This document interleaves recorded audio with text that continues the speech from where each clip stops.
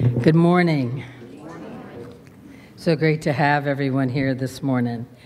It's nice to be on the front of the program this time instead of the back. Last time I got the last 5 minutes of the program, so it's nice to be on the front this time.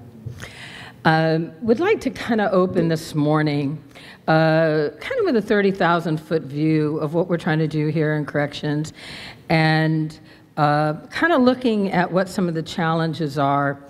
And it really kind of comes down to a very old fundamental argument that's been going on for generations, which is the primary purpose of prison punishment, punitive, are they penitentiaries, or is the primary mission corrections?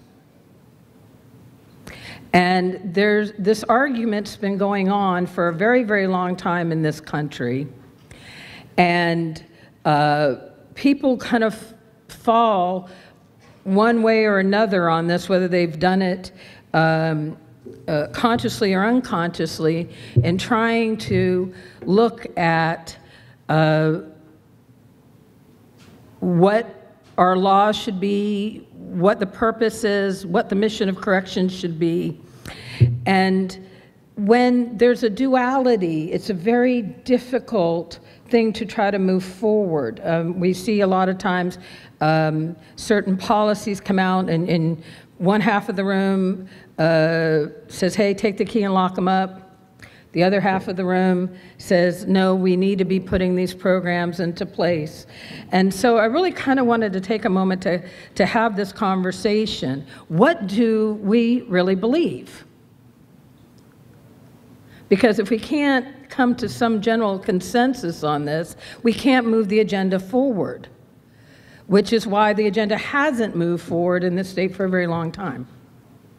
Because there's been this mixed message of take the key and lock them up, make the prisons, strip them down, no rights, remove their rights, kind of mindset, which is a very punitive penal system. And yet we call it the Department of Corrections. And so, kind of looking at that, we go, well, what is the message here? What are we trying to achieve? If we are looking simply as a penal system, then there's no need for these conversations. We just lock everybody up and we keep paying to do it. Build more prisons, hire more guards, we're done. If our issue is rehabilitation and corrections, we must then ask ourselves, how well are we doing in correcting behaviors? What services, what treatments are we offering that are going to make our community safer? It's very interesting, as I mentioned, this duality.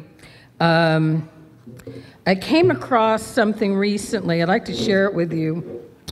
It's actually out of the Florida criminal punishment codes. And there's several codes here, and I'm not going to bore you with the 8-2- whatever, but if you're interested, I'll be glad to provide this to you. But here's what our state says about our system. It says, the stated policy of the Criminal Punishment Code is to punish miscreants for their crimes. The code goes on to state further, the first purpose of sentencing is to punish, not rehabilitate. Whether there is any redeeming value to the criminal in sending him to prison is largely a secondary concern. It goes on to say rehabilitation is a secondary goal, and it is stated policy that a defendant's sentence should increase with the length and nature of the defendant's prior record. It is obvious that prison will always be detrimental to one's future, even if it is essential to the appropriate punishment. Most of this was written in 2011. So this isn't like old stuff on the books. So this is the message. And this is the duality that we're dealing with. In addition to that, we've kind of broken up into silos on this issue. And law enforcement on this part, and providers on this part, and this on this part, legislators kind of over here, and we've not really sat at the table to have the kind of discussions that we need to have. But we first have to settle the fundamental issue of corrections and make that message very clear. Whether we like it or not, 30,000 inmates are going to get out this year. This is always something that always surprises me in having conversations, because when you start to want to talk about something like sex offenders, boy, do you get a shutdown, okay? And particularly if you talk to legislators, and no offense to the legislators in the room, but they don't want to hear it, okay? Maybe if they're nonviolent, drug addiction, maybe, okay? But here's the problem. Whether we like it or not, they're getting out. Whether we like it or not, they're in our communities. Okay? And the problem that we're having is there's so many gaps in services to these guys that we're continuing to set them up for failure. And the general mindset is, let's try to find some place where we can lock them up forever. And in one way or another, our state is pushing to life sentences for sex offenders. But in the meantime, they're getting out and they're living under a bridge. Or they're totally unemployable. Or they can't go back to their home because it's too close to a school. Now, please understand, okay, that, I have children. I don't want sex offenders in my neighborhood any more than anybody else does, okay? I get the argument, I do. But I also know that when I put my zip code in the little thing and pull up how many sex offenders are in my neighborhood, there's a whole load of them. And so the question becomes, how do I want them in my community? Do I want them destitute with no services, set up for failure, or do I want them in an environment that's supporting potential success? And this is the question we have to ask across the board to all of the different groups of offenders. There's not one easy answer. And when you look at this population of 30,000 coming out, there's geriatrics in this group, there's sex offenders, there's violence, there's drug addictions, there's mental health. Here's another one of these issues, mental health. Florida's worked very hard to be number 49, okay?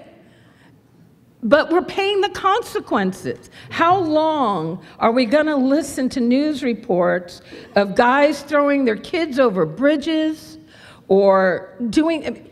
How long are we going to stand by as a society in Florida and say, this is okay? And anyone that's here in corrections knows that correctional systems have become our psychiatric wards. You can't run a jail, you can't run a prison without being a psych specialist anymore. So we have to look at that and go, this is unacceptable. Because now we've got a population that the criminal justice system is having thrown on them that they're not prepared to address, and they're not getting the services they need, and they're exiting prison without these services. But they're exiting prison. Okay? So whether, again, you know, wherever you fall on this, you have to look at this and say, they're coming out. Okay? You know, it's always kind of funny when you're having, you know, and talking about an issue, because really what you have to believe in corrections. If you're believing in rehabilitation, you have to believe that a person can actually change. That with the right programs, the right tools, the right follow-up, that you can actually change a behavior. But you'd be surprised how fundamentally most people really don't believe that. Okay? And it's very hard, too, when you've been a victim, not to really want to advocate for locking somebody up forever. Okay? When it's been, you know, your issue. You know, a funny kind of, well, it's not a funny story, but I had a situation when we're talking about what do we really believe. Back years ago, about 15, almost 20 years ago, my house was broken into while I was in the home. I was a single woman living in a home, and the house was being burglarized in the middle of the night while I was in the house. Now, that was a terrifying experience for me. And thank God law enforcement was there and arrested the guy. And of course, my mind went to all the things that could have happened. All, you know, you really go through quite an experience when you've had, you know, your space violated in that way. A few months later, I get a phone call, and it's from a probation officer, and he says, Mrs. Brown, we have a situation where there was a gentleman that the judge sentenced to the bridge. Now, the Orlando Bridge has a court diversion program. He said, the thing is as I was looking at his record, I saw that you're the victim. And he said, we felt the need to call you and, you know, kind of give you the right to make a decision about whether or not this guy should come to your program. Now, the victim in me immediately went, put that guy in jail, keep him there forever. You know, that judge had no right sentencing him somewhere else. I mean, you know, but I had to go back to what do I believe? And what I knew was that if I had said, no, you cannot do this. We were the only diversion program at that time in Orange County. There was no other place for him to go. He would have either stayed in the prison or gone on to a corrections or gone back into the community. But in any case, he wouldn't have been any better for the experience. And what I knew was the only help this guy could possibly get was to be able to come into our program. And so I had to get over it and say, you know what? He needs to come. Okay? And when I was asked by some of the staff why I made that decision, here was my answer. Because I don't want there to be any more victims. Okay? I don't want anybody else to go through having this man break into their home for drug money. And the only way we're going to prevent that is to offer these people services that might interrupt their behaviors and their patterns and their thinking and help them be successful back in the community. Now, the data's all there.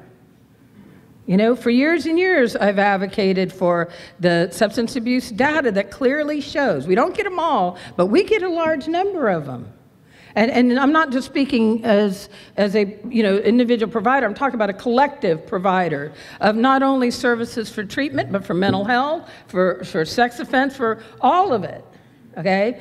We have to look at education and vocation. This becomes another big piece. We've clearly seen that when these men and women have a higher education, less recidivism. When they have a marketable job skill, less recidivism.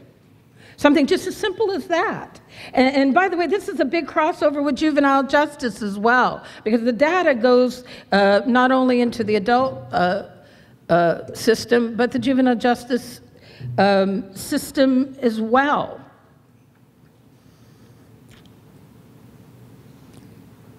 We've got to make the agreement or come to an agreement that a safer Florida,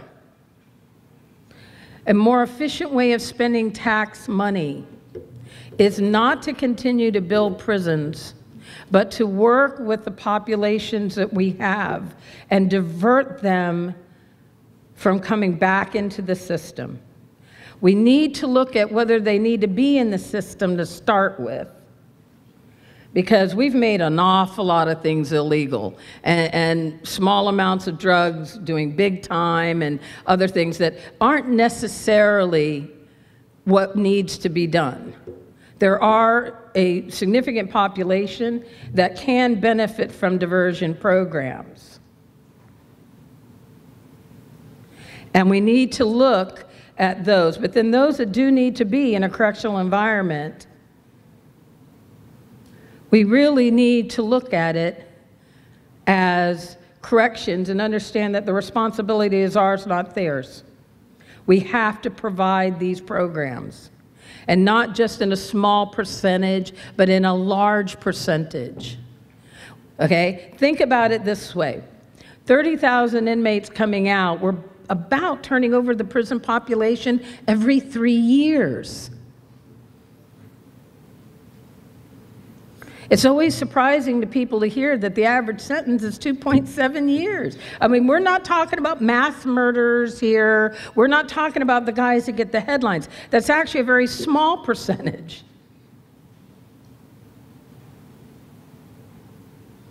And when you look at the resources that are dedicated for these populations, quite honestly, it states a message for Florida that I don't believe Floridians really want to have, which is that we don't care about our citizens.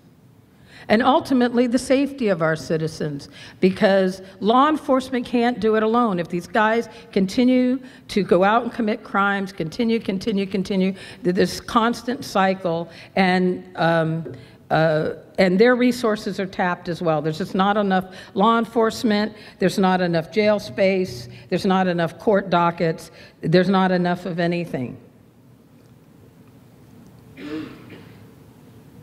It really becomes an issue of safety, and we really need to look at that as a message, not being soft on crime, but what's smart. What can we do smarter, better, and more effective with our taxpayers' dollars that are ultimately going to make our communities safer?